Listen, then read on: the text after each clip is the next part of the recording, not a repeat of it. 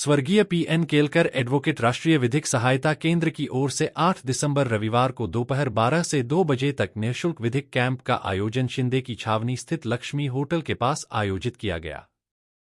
शिविर में 1 सैकड़ा से अधिक लोगों के नल का बिल, बिजली का बिल, चैंको से संबंधित विवाद, हाउस टैक्स, नामांतरण, आपराधिक विधि संबंधित विवाद आदि का समाधान निःशुल्क रूप से किया गया।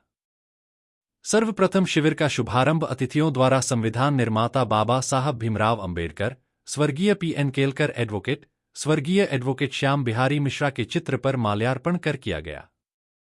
शिविर में मुख्य अतिथि के रूप में एडवोकेट जयप्रकाश मिश्रा, सदस्य राज्य अधिवक्ता परिषद, विशिष्ट अतिथि के रूप में एडवोकेट धर्मेंद्र नायक, अध्यक्ष विधि प्रकोष्ठ, संजीव पोतनिस पार्षद, शिखा दंडोतिया एवं मोहिनी मिश्रा पुलिस अधिकारी, भाजपा नेता अमर कुटे मौजूद रहे।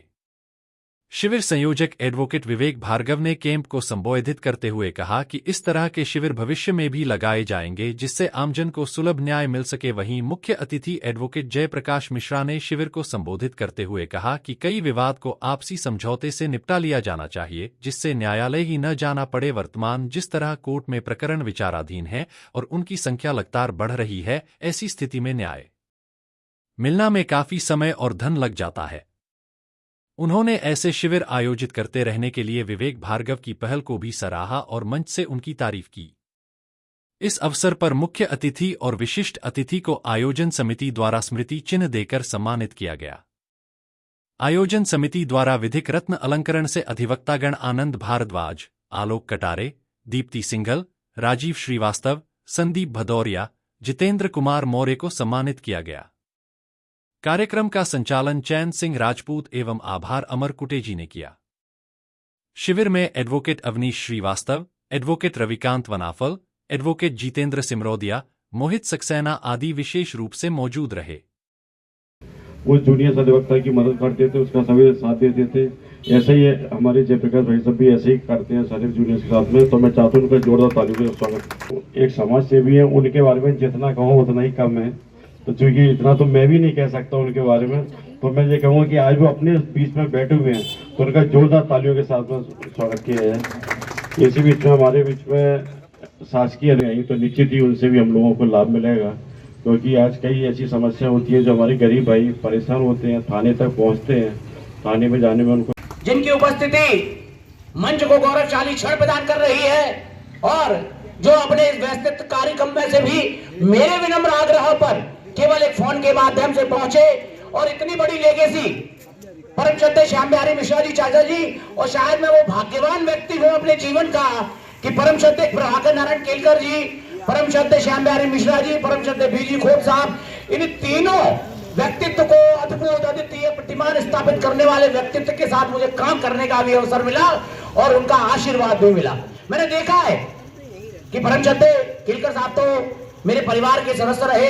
आदरणीय संजीव भाई साहब भी बैठे हुए हैं, आदरणीय ये बैठे हुए हैं, इसकी मैं भूमिका बांधा रखता हूं। तो मैं मंच के गौरवशाली क्षण प्रदान कर रहे आदरणीय जयप्रकाश मिश्रा जी हमारे राज्य अधिवक्ता परिषद की तरफ से रहे। और शायद अगर इस ग्वालियर के क्षेत्र में आप देखेंगे तो इतनी बड़ी जूनियरों की संख्या अगर किसी ने निकाली है, किसी की ऑफिस से निकली है, तो वो या तो परम श्रद्धेय श्याम बिहारी मिश्रा जी का ऑफिस है और या आदरणीय जयप्रकाश मिश्रा जी का ऑफिस है। एक भाव के साथ काम करते हैं वो कि वरदान नहीं मानूंगा और हार नहीं मानूंगा, वरदान नहीं मांगूंगा और हार नहीं मानूंगा, और काल के कपाल पर लिखता हूं, मिटाता हूं और गीत नया गाता हूं। मैं वो नया गीत लेके आया हूं। मैं ज्यादा मंच का समय नहीं लूंगा, बोलने को बहुत कुछ है और शायद मैं जब बोलता हूं हमारे और भी हैं जो बोलेंगे, हमारा मार्गदर्शन करेंगे। एक अटल जी की 4 पंक्तियों के साथ मैं अपनी वाणी को विराम देता हूं कि बाधाएं आती है तो आए, बाधाएं आती है तो आए और घिरे पिले की घोर घटाएं, बाधाएं आती है तो आए और गिरे पिले की घोर घटाएं, पांव के नीचे अंगारे और सिर पर बरसे यदि ज्वालाएं, पांव के नीचे अंगारे और सिर पर बरसे यदि ज्वालाएं, निज हाथों से हंसते हंसते, निज हाथों से हंसते हंसते आग लगाकर जलना होगा और भाइयों बहनों कदम मिलाकर चलना होगा, कदम मिलाकर चलना होगा। जय हिंद, जय भारत। भतीजे विवेक जी, उदयनिया जी, आदरणीय पोतनीत जी, मेरे संत स्वरूप मेरे मित्र श्री विजय सिंह जी, मेरी बहनें शिखा एवं मोहिनी जी, मेरे मित्र एवं पार्टी के विधि प्रकोष्ठ के अध्यक्ष धर्मेंद्र जी, कुंठे जी, तोमर साहब, अन्य मेरे मित्रगण जो मंच पे बैठे हैं, सवाल ये है कि अपन पब्लिक को न्याय कैसे दिलाएं, घर घर न्याय कैसे मिले। ये कोर्ट, हाई कोर्ट, तो जो बाद वाली बात है, ये केस पैदा ही क्यों होते हैं, सवाल ये नहीं है पैदा क्यों होते हैं, उसको रोकने के लिए अगर अपन प्रयास करें तो काफी तो रुक सकते हैं। भाइयों के प्रॉपर्टी के विवाद है, हिस्सा मालूम है कितना किसका है, अगर बैठ के अपन वही मोहल्ले में पंचायत मिलाकर के हिस्से बांट दें, एक विवाद वो समाप्त होगा। जिनमें पीढ़ियां बीत जाती हैं, बच्चों का प्रोस्पेक्ट रुक जाता है। थाने पे भी पति पत्नी लड़ाई है, थाने पे एफआईआर में सास भी, ससुर भी, जेठ भी, दौरानी भी, जेठानी भी, केवल पति ही गलती है। 498 के मुकदमे में केवल उन पति को, अगर पति चाहे तो पत्नी कभी परेशान हो ही नहीं सकती, पति की गलती के कारण पत्नी परेशान होती है। मैक्सिमम मुकदमों में लोगों की धारणा बन गई, फरियादियों को अगर पुलिस प्रॉपर प्रोटेक्ट कर समझाए कि उन्हीं लोगों को मुलजिम बनाने, ट्रायल पूरी खराब हो जाती, समय खराब होता है। 302 केस मारने वाला ओली एक, मरने वाला एक, और कम से पूरे घर को पार्टी बना देते हैं। जहां तक कि जो शहर में नहीं होता, अपनी रक्षा के लिए बॉर्डर पे तैनात है, उन लोगों को मुलजिम बनाते बाद में निकलते हैं वो लोग। अननेसेसरी लिटिगेशन बढ़ रहा है, हम भी जिम्मेदार हैं, सबसे ज्यादा पटवारी जिम्मेदार है, जिनका हम काम करें। पटवारी हुआ, पुलिस स्टेशन हुए, हम खुद भी गलत राय देते हैं। धन्यवाद अदा करता हूँ, धन्यवाद। ना भाई साहब को भी कर दो, भाई साहब रवि जितने दूध अपन आराम से भाई साहब को भी कर दो, अलग है भाई साहब जीतो और रवि तुम ये बैठ जाओ, भाई साहब को कर दो और भाई साहब को मुझे लेके आए आप। नहीं, हाँ सही बात है। चंद्र जी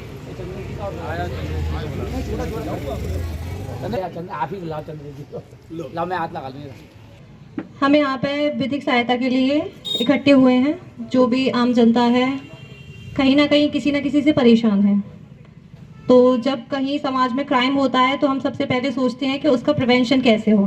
पहले हम खुद ही रोकते हैं, जब हम उनको नहीं रोक पाते तो हम पुलिस के पास जाते हैं। पुलिस के बाद जो अगली कड़ी होती है वो होती है हमारी न्यायालय की, क्योंकि न्यायालय की प्रक्रिया भी हम नहीं जानते, तो उसमें हम वकीलों की सहायता लेके अपने सारी काम करते हैं और कार्रवाई करवाते हैं। तो इसी चीज़ के लिए आज हम इकट्ठे हुए हैं। आप लोगों की भी जो भी समस्याएं हैं हम सभी सुनेंगे और उसमें जो भी आपकी मदद होगी वो करने की पूरी कोशिश करेंगे। जी को और सीमा भार्गव जी को धन्यवाद देना चाहती हूँ कि उन्होंने मुझे यहाँ पे आमंत्रित किया, आप लोगों से मिलने का मौका मिला।